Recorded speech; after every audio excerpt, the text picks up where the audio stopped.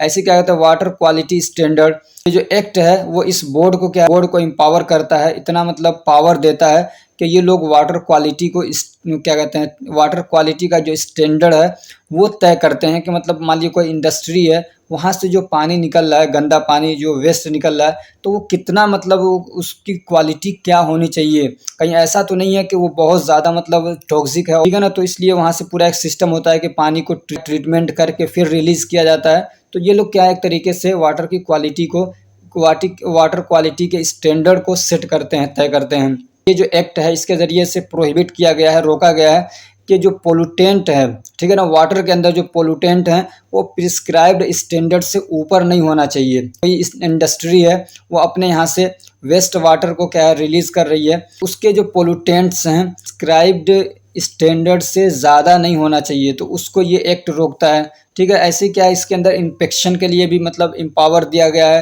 यानी जो control boards हैं स्टेट लेवल की या सेंट्रल लेवल की, उनको ये पावर है कि वो जाके किसी भी प्रीमिसेस को, यानी जहाँ से वेस्ट वाटर रिलीज़ हो रहा है वहाँ पे जाके ये लोग क्या है चेक कर सकते हैं, इन्वेस्टिगेशन कर सकते हैं, वहाँ से सैंपल ले सकते हैं, ठीक है।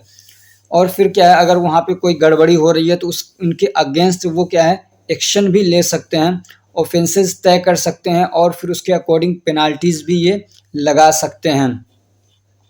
अगला क्वेश्चन है discuss the methods means to control plastic waste and management to put it into profitable business. जो प्लास्टिक वेस्ट है उसको कैसे मतलब कंट्रोल किया जाए, कैसे उसको रोका जाए और फिर प्लास्टिक वेस्ट को यूज़ करते हुए कैसे एक प्रॉफिटेबल बिजनेस क्रिएट किया जाए, एक उसके ऊपर आपको एक नोट लिखना है। तो यहाँ पे कुछ मेथड्स दिए गए हैं प्लास्टिक वेस्ट को कंट्रोल करने के लिए। पहला क्या है कि रेड्यूस सिंगल यूज़ प्लास्टिक से, यानी वो प्लास्टिक के बैग्स हो गए, बॉटल्स हो गए जिनको एक बार यूज़ किया जाता है फिर फेंक दिया जाता है, पॉलीथीन्स हैं, ये कोल्ड ड्रिंक की बोतलें आती हैं, ऐसे ही यूटेंसिल्स आती हैं। यूटेंसिल का मतलब जो घरेलू सामान होते हैं प्लास्टिक के, जैसे कि चम्मच हो गए प्लास्टिक के, कटोरियाँ आती हैं और भी जो दूसरे आइटम्स हैं, ठीक है। तो जो सिंगल यूज़ वाले हैं उनको क्या करना है कम से कम करना है, उनको रोकना है समझिए एक तरीके से। दूसरा क्या करना है choose sustainable packaging.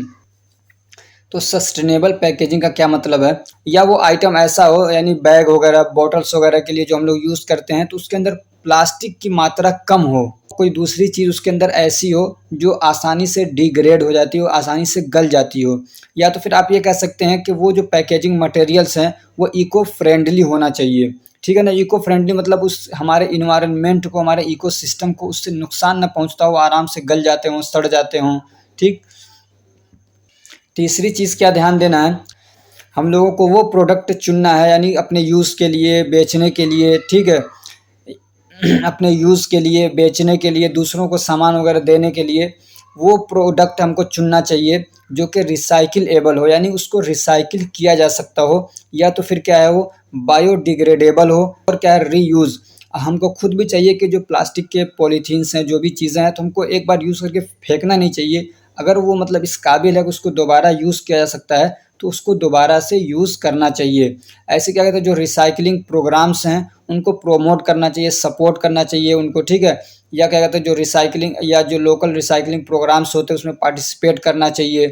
Plastic waste को कंट्रोल करना है तो हमको ये भी चाहिए कि जो प्लास्टिक वेस्ट हैं उनको हम सेपरेट करें, ठीक है ना। सेपरेट करना मतलब हमारे घर पे भी अगर वो जनरेट हो रहे हैं तो उनको सेपरेट करें, यानी वो आइटम्स जो कि हम रिसाइकिल कर सकते हैं तो उनको दूसरे कचरों से क्या है अलग करें ताकि उसको रिसाइकिल किया जा सके। अब इसके लिए प्रॉब्लम ये है कि आपने रख दिया लेकिन कोई लेने वाला ही नहीं है, चूँकि हर जगह इसका तो इसकी फैसिलिटी है नहीं कि ऐसे क्या पब्लिक अवेयरनेस एंड एजुकेशन, लोगों को भी समझाना है कि जो वेस्ट है उसको सेपरेट करके रखिए, वेस्ट कम से कम जनरेट करिए और जो सिंगल यूज़ प्लास्टिक उसको कम से कम यूज़ करिए, जो प्रॉपर वेस्ट मैनेजमेंट, ठीक है। यानी जो प्लास्टिक वगैरह जहाँ से जनरेट हो रहे हैं तो एक तो ये कि उनको मतलब सेपरेटली कलेक्ट किया जाए, ठीक है ना। जो अलग अलग टाइप के वेस्ट हैं उनको सही से कलेक्ट किया जाए और अच्छे तरीके से जो उसका पूरा प्रोसेस बताया गया है किसी भी वेस्ट को क्या कहते हैं डिस्पोज करने का, उस तरीके से उसको डिस्पोज किया जाए और अगर रिसाइकिल करने के लायक आइटम्स है तो उनको निकाल लिया जाए, ठीक। इसके अलावा इसमें क्या होता है लेजिस्लेटिव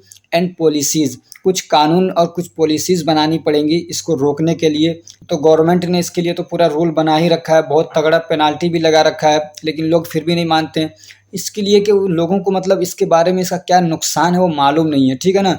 तो वो लोगों को समझाना भी है और जो रूल्स और रेगुलेशंस है उसको क्या कहते हैं प्लास्टिक बैन करने के लिए उसको इम्प्लीमेंट भी करना है, ठीक है। अब इसमें क्या है एडवोकेट, एडवोकेट का मतलब होता है हेल्प करना, सपोर्ट करना, ठीक है।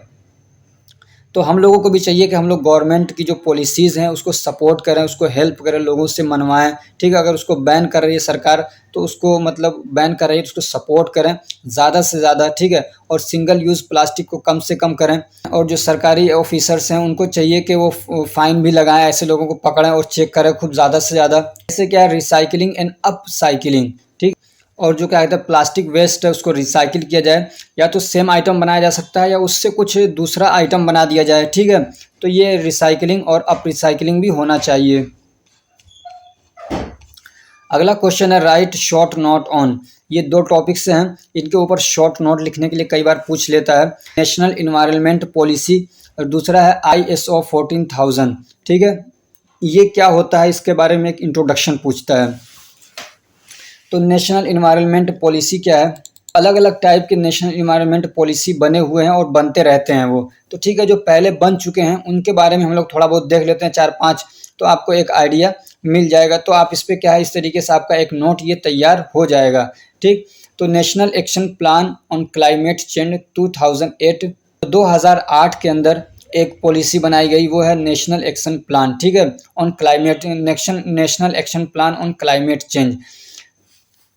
तो इस पॉलिसीज़ के ज़रिए से क्या चाहा गया, मतलब क्या बात है इसमें की गई खास तौर से, तो ये जो है तो ये हमको एक क्या कहते हैं फ्रेमवर्क देता है to control and improve climate change. यानी जो हमारा क्या कहते हैं क्लाइमेट है, जो हमारी आबो हवा है वो मतलब वो डिस्टर्ब हो रहा है, तो उसको कैसे इम्प्रूव किया जाए अपने क्लाइमेट को, उसको ये मतलब खास तौर से ये जो पॉलिसी है वो फोकस करता था, ठीक है। उसमें फोकस किया गया कि सोलर एनर्जी, ठीक है ना, जो सोलर एनर्जी है उसको ज़्यादा से ज़्यादा प्रोमोट किया जाए, उसको सब लोग अडॉप्ट करें, उसको यूज़ करें, और वाटर को बचाया जाए, उसको प्रिजर्व किया जाए, और क्या कहते हैं जो हमारा इन्वायरमेंट है उसको सस्टेनेबल और टिकाऊ बनाया जाए, उसको सस्टेनेबल यानी टिकाऊ बनाया जाए। तो ये कुछ खास बातें थी इस पॉलिसी के अंदर। ऐसी एक पॉलिसी और बनी नेशनल बायोडाइवर्सिटी एक्शन प्लान, ठीक है ना, NCBP। तो इस प्लान के ज़रिए से, इस पॉलिसी के ज़रिए से क्या चाहा गया कि जो बायोडाइवर्सिटी है यानी हमारा जो इकोसिस्टम है उसकी जो बायोडाइवर्सिटी है उसको बचा के रखा जाए, ठीक है। जंगल वगैरह कट रहे हैं तो बायोडाइवर्सिटी ख़त्म हो जा रही है, ठीक है। शहरों के अंदर से जो क्या कहते हैं तालाब में मछलियाँ वगैरह थी वो सारी ख़त्म हो गई। तो ये बायोडाइवर्सिटी को क्या कहते हैं नहीं ख़त्म होना चाहिए, उसको बाकी रखना है। तो उस पे इन्होंने काम करने के लिए प्लान बनाया। और क्या था एक नेशनल क्लीन एयर प्रोग्राम 2019, ठीक है, 2019 के अंदर एक प्लान बनाया गया क्लीन एयर के नाम से, ठीक है। तो इसके ज़रिए से क्या किया गया, it was launch to improve the air pollution. तो इसको एयर पोल्यूशन को कंट्रोल करने के लिए, एयर पोल्यूशन को मतलब ख़राब है क्या एयर क्वालिटी को इम्प्रूव करने के लिए इसको बनाया गया। और इसमें ख़ास तौर से 122 सिटीज़ जो अपने इंडिया के अंदर हैं उनको फोकस किया गया कि यहाँ पे हम लोगों को ख़ास तौर से काम करना है। यानी जो बड़ी बड़ी सिटी जैसे दिल्ली हो गया, मुंबई हो गया, जो बड़े शहर हैं तो उनको इन्होंने किया जहाँ पे फैक्ट्रीज़ वगैरह इंडस्ट्रीज़ वगैरह ज़्यादा हैं, ताकि वहाँ से हम लोग एयर पोल्यूशन को क्या है कम करना है और जो वहाँ की एयर की क्वालिटी है उसको और इम्प्रूव करना है। ऐसे ही एक Swachh Bharat Abhiyan, this policy focus on improving and promoting cleanness in country. तो इसका जो मेन फोकस और मोटिव था वो क्या था कि सफाई सुथराई, ठीक है ना, यानी कंट्री के अंदर सफाई सुथराई को बढ़ाना है, उसको प्रोमोट करना है। पॉलिसी है नेशनल वाटर पॉलिसी, ठीक है। तो ये पॉलिसी क्या बताती है, तो ये जो पॉलिसी है इसके अंदर किस चीज़ पे फोकस किया गया, तो इसमें फोकस किया गया planning development and management of water resources, ठीक है। वाटर के रिसोर्सेज हैं उसको बचा के रखना, ठीक है ना, उनको मैनेज करना, वाटर को पोल्यूटेड ना होने देना, वाटर पोल्यूशन को कम से कम करना। तो ये इस पॉलिसी के ज़रिए से, तो ये इस पॉलिसी का क्या था मोटिव था, मेन एम था, ठीक। अब एक टॉपिक था ISO 14000, इसके बारे में एक इंट्रोडक्शन देना है। तो ISO क्या है, ISO ये एक ऑर्गेनाइजेशन है, इंटरनेशनल स्टैंडर्डाइजेशन ऑर्गेनाइजेशन, ठीक है। ये एक इंडिपेंडेंट ऑर्गेनाइजेशन होता है। इंडिपेंडेंट मतलब ये गवर्नमेंट के अंडर में नहीं है, ये अपना प्राइवेट एक ऑर्गेनाइजेशन है जो इंटरनेशनल लेवल पे काम करता है। इनके कुछ स्टैंडर्ड बने हुए हैं और ये सर्टिफिकेशन देने का काम करते हैं और तकरीबन 150 से ज़्यादा कंट्रीज़ के अंदर इनके ऑफिसेज़ हैं, इनके लोग हैं, समझ रहे हैं, इनकी अथॉरिटी है। अब इनका काम क्या होता है, जैसे कि समझिए एक एग्ज़ाम्पल से अपने इंडिया है, ठीक है। इंडिया के अंदर गवर्नमेंट की एक ऑनलाइन वेबसाइट है जहाँ से आप इंटरनेशनल लेवल पे आप ट्रेड कर सकते हैं। ट्रेड करने का मतलब कि आपकी कोई मैन्युफैक्चरिंग कंपनी है, आपको अपना प्रोडक्ट बेचना है या आपकी कोई सर्विस है, वो सर्विस बेचनी है अपने इंडिया के अंदर सरकार को या इंटरनेशनल लेवल पे किसी एक आदमी को या किसी सरकार को, ठीक। तो अब आपको ना अगर वो बेचना है तो आपको आपके पास में सर्टिफिकेशन होना चाहिए। तो इनका एक सर्टिफिकेशन होता है ISO का। ये आपके मतलब एक तो जो प्रोडक्ट है उसके जो क्वालिटी है उसके लिए ये लोग सर्टिफिकेशन देते हैं कि इनकी क्वालिटी अच्छी है, या आपकी जो सर्विसेज हैं उसके लिए ये लोग क्या है आपको सर्टिफिकेशन देते हैं। अब इनके क्राइटेरिया हैं, उस स्टैंडर्ड पे अगर आप चीज़ों को बना रहे हैं, प्रोडक्ट आपका वैसा है तो ये सर्टिफिकेशन देते हैं।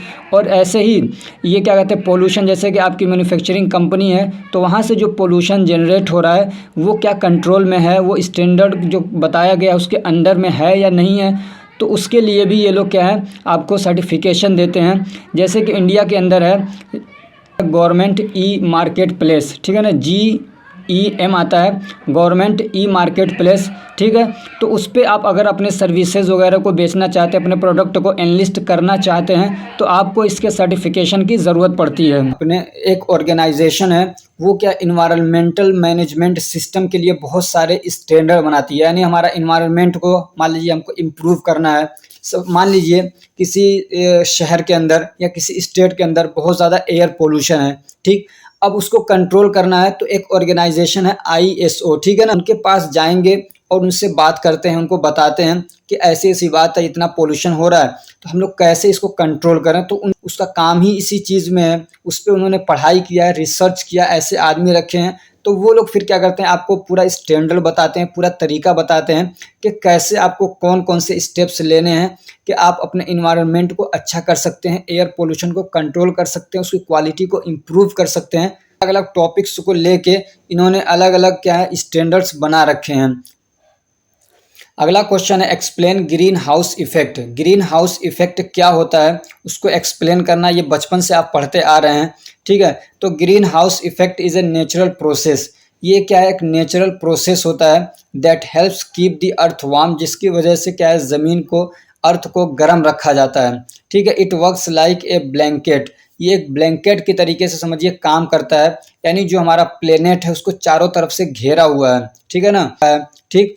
अब जब सूरज की किरणें आती हैं, सूरज की जो एनर्जी है यानी वही सूरज की जो किरणें हैं जब वो हमारे अर्थ तक पहुंचती हैं, ठीक है, some of it absorbed by the surface, तो उसमें से कुछ चीज़ों को क्या है एब्जॉर्ब कर लिया जाता है, बाकी जो चीज़ें हैं उसको वापस से क्या कहते हैं उसको वापस से स्पेस के अंदर रिफ्लेक्ट कर दिया जाता है, लौटा दिया जाता है। लेकिन अगर हम लोग बहुत ज़्यादा ग्रीन हाउस गैसेस को प्रोड्यूस करते हैं, और वो कैसे होता है फॉसिल फ्यूल को मतलब ज़्यादा से ज़्यादा जब हम लोग यूज़ करते हैं डीजल को, पेट्रोल को, तो वहाँ से फिर क्या बहुत सारा ग्रीन हाउस गैसेज रिलीज़ होते हैं कि वो कौन से गैसेज हैं जिनको हम लोग ग्रीन हाउस गैस कहते हैं, इसकी वजह से ग्रीन हाउस इफेक्ट बढ़ सकता है।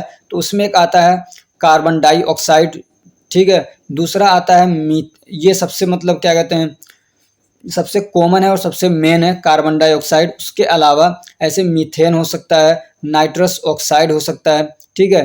तो ये जब गैसें बहुत ज़्यादा मतलब रिलीज़ होती हैं और एटमॉस्फेयर में पहुंचती हैं हमारे अलग अलग एक्टिविटीज़ की वजह से, ये हमको बहुत ज़्यादा नुकसान पहुंचाती हैं, ठीक। अब यही गैसेस जब ज़्यादा हम लोग रिलीज़ करते हैं, बहुत ज़्यादा मात्रा में रिलीज़ करते हैं, तो फिर उसकी वजह से फिर ग्रीन हाउस इफेक्ट क्या होता है इम्बैलेंस हो जाता है।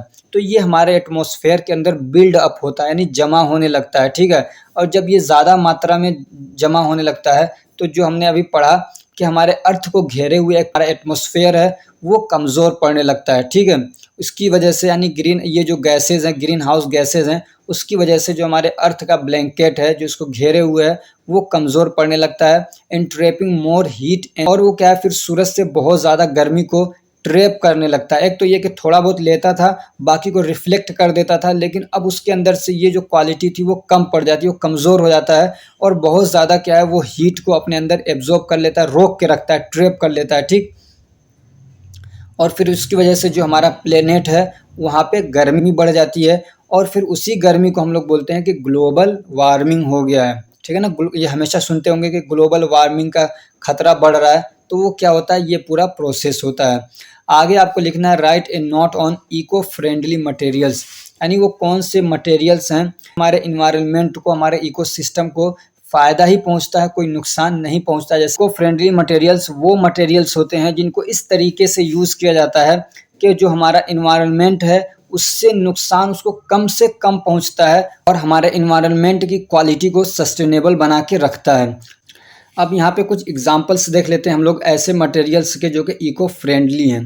तो उसको एक है बैम्बू। ये बैम्बू क्या है, यह एक प्लांट है, ठीक है ना, जो बड़ी तेज़ी से क्या ग्रो होता है और उसको ग्रो करने के लिए बहुत ज़्यादा पैसा या क्या कहते हैं पेस्टिसाइड या फर्टिलाइज़र वगैरह की ज़रूरत नहीं पड़ती है। तो इसको अलग अलग तरीके से आप हम लोग यूज़ कर सकते हैं। ख़ास तौर से हम लोग कहाँ देखते हैं, पैकेजिंग मटेरियल के लिए। तो इसके ज़रिए से हम लोग पैकेजिंग मटेरियल भी बना सकते हैं, जो कि क्या है मतलब सिंगल यूज़ प्लास्टिक को हम लोग वहाँ से हटा सकते हैं, इसके ज़रिए से रिप्लेस कर सकते हैं। ऐसे क्या कहते हैं जो रिसाइकिल्ड मटेरियल्स हैं, यानी ऐसे मटेरियल्स जिनको हम लोग दोबारा से रिसाइकिल कर लेते हैं, तो वो भी इको फ्रेंडली में आते हैं। तो इस तरीके से हमारा जो वेस्ट है वो मिनिमाइज़ हो जाता है, कम हो जाता है, ठीक है। जैसे कि रिसाइकिल पेपर हो गए, रिसाइकिल प्लास्टिक्स हो गए या मेटल्स वगैरह हो गए, तो इनको हम लोग दोबारा से यूज़ कर लेते हैं, तो ये भी इको फ्रेंडली होते हैं। ऐसे क्या कहते हैं, ऑर्गेनिक कॉटन आता है एक, ठीक है। जो ऑर्गेनिक कॉटन है इसको भी मतलब बिना बहुत ज़्यादा खर्चा किए हम लोग उगा सकते हैं, ठीक है। और इसको हम लोग कई सारे अलग अलग पर्पज़ के लिए यूज़ कर सकते हैं और इसकी वजह से क्या कहते हैं जो हमारी सोइल हेल्थ है, मिट्टी की जो क्वालिटी है वो इम्प्रूव होती है। और क्या हम लोग क्या है अलग अलग पर्पज़ के लिए यूज़ कर लेते हैं, ख़ास तौर से क्या कहते हैं क्लोथिंग के लिए, कपड़े वगैरह, बिस्तर वगैरह बनाने के लिए। उगाने के लिए हमको बहुत ज़्यादा वाटर भी नहीं खर्चा करना पड़ता है, समझ में आ रही बात। इसकी वजह से वाटर का जो एक्सप्लॉयटेशन है वो भी रुक सकता है, तो ये भी क्या है इको फ्रेंडली है और इससे हमारे इन्वायरमेंट को कोई नुकसान नहीं होगा। ये तो आराम से क्या है डिग्रेड हो जाते हैं ये। ऐसे क्या कहते हैं हेम्प है, ये भी समझिए एक प्लांट होता है और इसको भी बहुत कम पानी की ज़रूरत होती है। ऐसे ही क्या कहते हैं इसको मतलब सस्टेन करने के लिए पेस्टिसाइड और फर्टिलाइज़र वगैरह की ज़रूरत बहुत कम पड़ती है और इसकी वजह से कई सारी चीज़ें बना सकते हैं। टेक्सटाइल के लिए यूज़ कर सकते हैं, कंस्ट्रक्शन मटेरियल के तौर पे इसको यूज़ किया जा सकता है, खाना वगैरह बनाने के लिए इसको हम लोग यूज़ कर सकते हैं। ऐसे एक कॉर्क आता है, ठीक है, तो कॉर्क भी क्या है एक रिन्यूएबल एंड बायोडिग्रेडेबल। तो ये जो कॉर्क है ये भी रिन्यूएबल और बायोडिग्रेडेबल मटेरियल है। तो इसका इस्तेमाल क्या कहते हैं फ्लोरिंग के लिए किया जा सकता है, छत वगैरह बनाने के लिए किया जा सकता है। ऐसे ही इंसुलेशन के लिए भी इसको यूज़ किया जा सकता है। ऐसे ही प्लास्टिक और क्या कहते हैं मेटल के जो क्लोज़र बनते हैं, जो ढक्कन वगैरह बनते हैं, तो उसकी जगह पे भी इसको यूज़ किया जाता है कॉर्क को, ठीक है। ऐसे क्या कहते हैं बायोप्लास्टिक्स। बायोप्लास्टिक क्या है ये समझिए एक टेक्नोलॉजी के ज़रिए से बनाया गया एक प्लास्टिक की किस्म है। इसके एक प्लास्टिक का एक टाइप है। इसके अंदर रिन्यूएबल सोर्सेज को हम लोग यूज़ करते हैं, जैसे कि कॉर्न स्टार्च हो गया, ठीक है, ऐसे शुगर कैन हो गया, अलगी हो गया, तो ठीक है। तो ये जो सारी चीज़ें हैं इनको यूज़ करते हुए एक प्लास्टिक बनाया जाता है, उसको बोलते हैं बायोप्लास्टिक, ठीक है। ये क्या है बहुत आसानी से गल जाने वाला है और इसकी वजह से हमारे इन्वायरमेंट को कोई नुकसान नहीं पहुँचता है। तो ये भी क्या है कि इको फ्रेंडली मटेरियल है। अगला क्वेश्चन है write a note on global warming. Global warming क्या होता है इसके ऊपर एक नोट लिखना है। तो अभी आपने पढ़ा ना पूरा प्रोसेस कि ग्रीन हाउस इफेक्ट क्या है, वो कैसे होता है। तो जो ग्रीन हाउस इफेक्ट आपने पढ़ा वही ग्रीन हाउस इफेक्ट जब ज़्यादा से ज़्यादा होता है तो उसकी वजह से फिर क्या हमारा एटमॉस्फेयर जो है वो कमज़ोर पड़ने लगता है, थिक हो जाता है और फिर क्या बहुत ज़्यादा वो क्या कहते हैं हीट को अपने अंदर ट्रैप करने लगता है। अब जब ज़्यादा से ज़्यादा हीट क्या है इन्वायरमेंट के अंदर स्टोर होने लगता है तो उसकी वजह से गर्मी बढ़ जाती है हमारे प्लेनेट की, उसको हम लोग बोलते हैं ग्लोबल वार्मिंग। अब ग्लोबल वार्मिंग की वजह से क्या दिक्कतें आ सकती है वो हम लोग पढ़ते हैं। तो जब ग्लोबल वार्मिंग होता है यानी जब टेम्परेचर बढ़ता है तो जो आइस है, आइस कैप्स हैं, ठीक है ना, पहाड़ों के ऊपर या जो ग्लेशियर है, जो बर्फ़ हैं वो क्या पिघलने लगते हैं। तो जब वो पिघलेंगे तो उसकी वजह से फिर क्या होगा, वो पानी समंदरों के अंदर आता है तो सी का लेवल बढ़ता है, ठीक। और उसकी वजह से जब सी का लेवल बढ़ेगा तो उससे और भी दिक्कतें हो सकती हैं। बहुत सारे देश ऐसे हैं छोटे छोटे जो एक टापू के ऊपर हैं, अगर समंदर का पानी बढ़ता है तो वो सारा समंदर में आ जाएंगे, डूब जाएंगे वो। तो बहुत बड़ा खतरा हो सकता है ग्लोबल वार्मिंग। इसकी वजह से और क्या दिक्कतें होती हैं, उसकी वजह से क्या है, जो बारिश है वो सीवियर हो सकती है, हैवी बारिश हो सकती है और फ्रीक्वेंट हो सकती है। एसिड रेन भी हो सकता है इसकी वजह से, ठीक है। ऐसे क्या स्ट्रॉम यानी तूफान वगैरह आ सकता है, सूखा पड़ सकता है। इट कैन डिस्टर्ब इकोसिस्टम, इसकी वजह से इकोसिस्टम डिस्टर्ब हो सकता है। और क्या कहते हैं, जो जंगल वाली लाइफ है उसको नुकसान पहुंच सकता है। एग्रीकल्चर क्या है, जो ऐसे क्या कहते हैं, जो एग्रीकल्चर की प्रोडक्टिविटी है, जो फर्टिलिटी है वो कम हो सकती है। और अगर ग्रीन हाउस को हम लोगों को कम करना है तो हमको चाहिए कि ग्रीन हाउस गैसेज जो हैं उसका एमिशन कम से कम हो, यानी हम लोग उसको कम से कम रिलीज करें। अगला एक क्वेश्चन है, what is ozone layer and it's depletion. Ozone layer क्या होता है और इसका डिप्लेशन क्या है, इसका क्या मतलब है।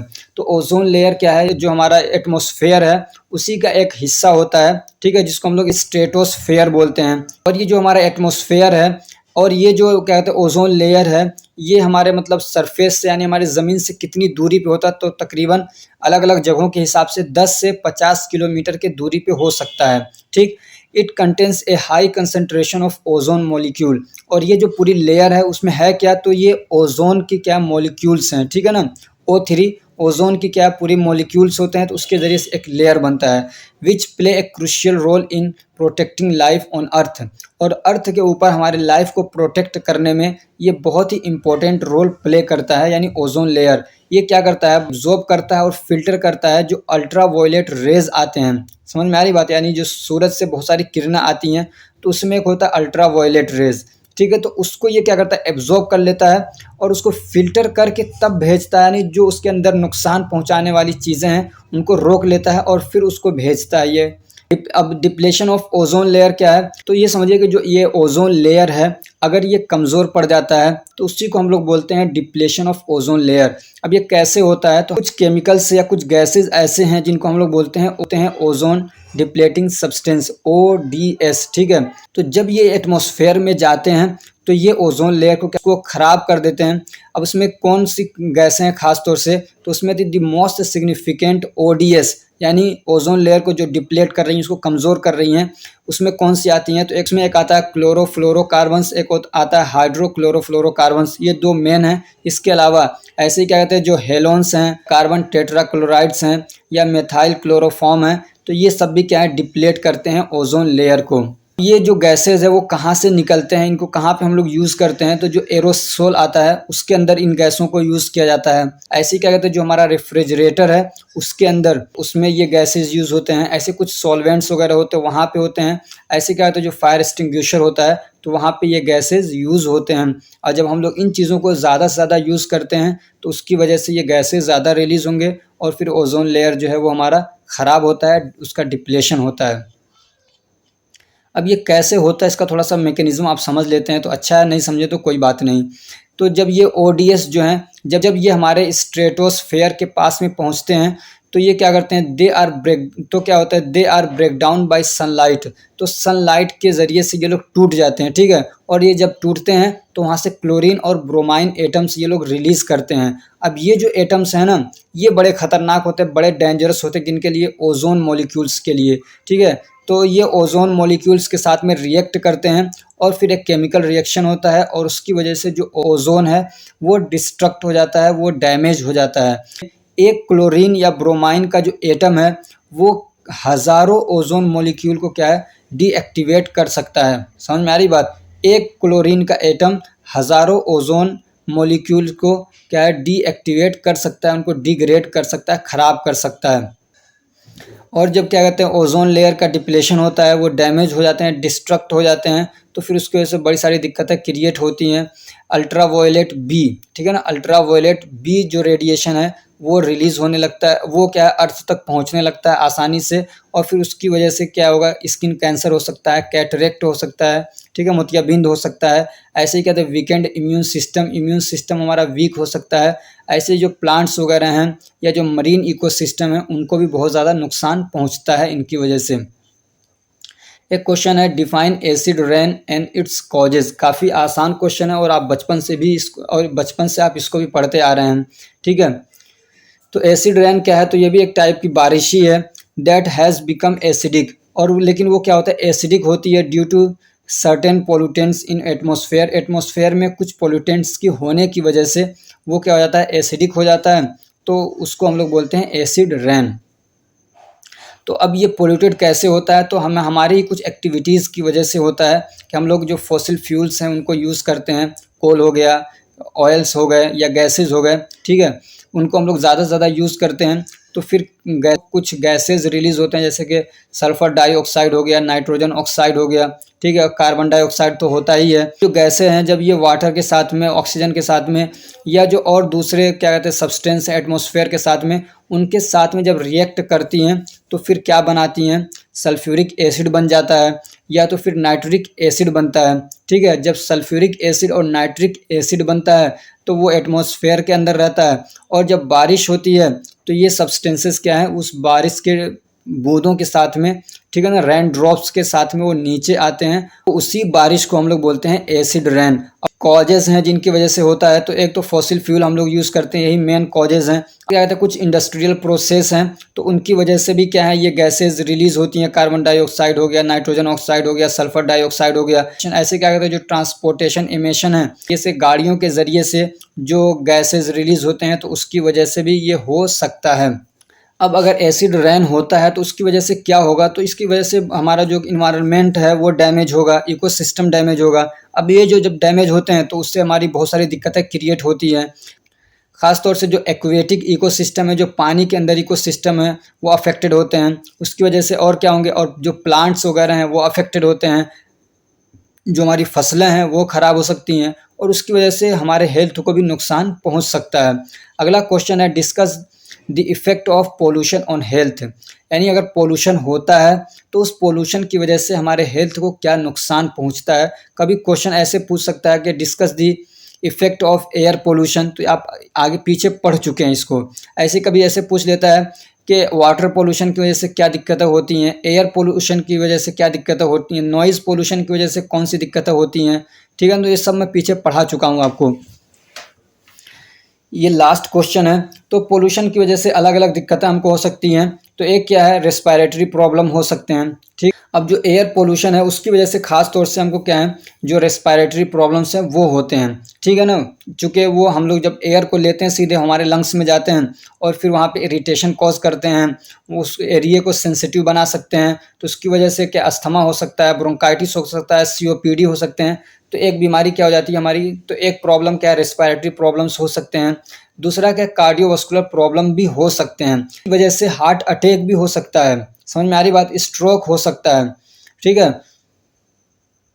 और इसके अलावा और जो दूसरे कार्डियोवास्कुलर डिसीज़ हैं वो भी हो सकते हैं, हाइपरटेंशन है, हार्ट डिसीज़ हैं, और दूसरे क्या हैं, बहुत सारी कार्डियोवास्कुलर डिसीजेज हो सकती हैं। इसकी वजह से कैंसर हो सकता है, समझ में आ रही बात। Certain type of pollution such as airborne pollutants and toxic substance in soil और वाटर, और इनकी वजह से ना कैंसर भी हो सकता है, अलग अलग कैंसर हो सकते हैं, जैसे लंग्स कैंसर हो सकता है, ब्लैडर कैंसर हो सकता है, ल्यूकेमिया भी हो सकता है। ऐसे क्या कहते हैं, न्यूरोलॉजिकल इफेक्ट भी पड़ता है इसकी वजह से। कुछ पोल्यूटेंट्स ऐसे हैं जिसकी वजह से मतलब न्यूरोलॉजिकल सिस्टम, जो हमारा नर्वस सिस्टम है वो डिस्टर्ब हो सकता है, जैसे कि लेड हो गया, मरकरी हो गया, और भी कुछ हैवी मेटल्स हैं, कुछ केमिकल्स हैं जो क्या कहते हैं न्यूरोटॉक्सिक इफेक्ट रखते हैं, कहते हैं। ऐसे ही इसकी वजह से पार्किंसंस डिसीज़ भी हो सकता है, अल्जाइमर डिसीज़ भी हो सकता है। और क्या दिक्कत हो सकती है, इम्पेयर्ड लंग डेवलपमेंट। बच्चे हैं अगर वो क्या कहते हैं high levels of air pollution में रहते हैं, लंबे समय तक इसमें बने रहते हैं वो, तो उसकी वजह से जो लंग्स का डेवलपमेंट है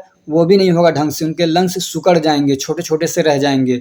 ऐसे उसकी वजह से क्या है, प्री मेच्योर डेथ भी हो सकती है। और जो लोग क्या है पोल्यूशन वाले एरिया में रह रहे हैं, क्या कहते हैं वो एरिया जहाँ पे पोल्यूशन बहुत ज़्यादा होता है, तो वहाँ पे मोर्टेलिटी रेट भी ज़्यादा होती है। यानी दूसरे एरिया में लोग 60-70 साल में, यानी दूसरे एरिया में लोग जाके 80 साल में, 90 साल में वो मर रहे हैं, तो ये पता चलेगा कि 60-70 साल में ही जाके इनकी मौत हो जाती है, डेथ हो जाती है, ठीक है। तो वो होता है प्री मेच्योर डेथ हो सकती है। इसकी वजह से रिप्रोडक्टिव प्रॉब्लम्स भी हो सकते हैं। अगर कोई लंबे समय तक पोल्यूशन के कांटेक्ट में रहता है तो उसकी वजह से रिप्रोडक्टिव जो हेल्थ है वो डिस्टर्ब हो सकती है, रिप्रोडक्टिव प्रॉब्लम्स आ सकते हैं, इनफर्टिलिटी हो सकती है, बांझपना हो सकता है, स्पर्म की जो क्वालिटी है वो डिक्रीज हो सकती है, और इसकी वजह से क्या कहते हैं मिसकैरेज का रिस्क भी बढ़ सकता है। ये तो कुछ हमने यहाँ पे बताए हैं, इसके अलावा और भी बहुत सारी दिक्कतें क्रिएट हो सकती हैं एयर पोल्यूशन की वजह से। तो इसी के साथ में ये आपके 30 क्वेश्चन कंप्लीट हो चुके हैं। अगर ये हमारी कोशिश आपको अच्छी लग रही है तो वीडियो को लाइक करिए, चैनल को सब्सक्राइब करिए और अपने फ्रेंड्स को भी शेयर करिए ताकि वो भी इससे फ़ायदा उठा सकें। Thank you so much for watching.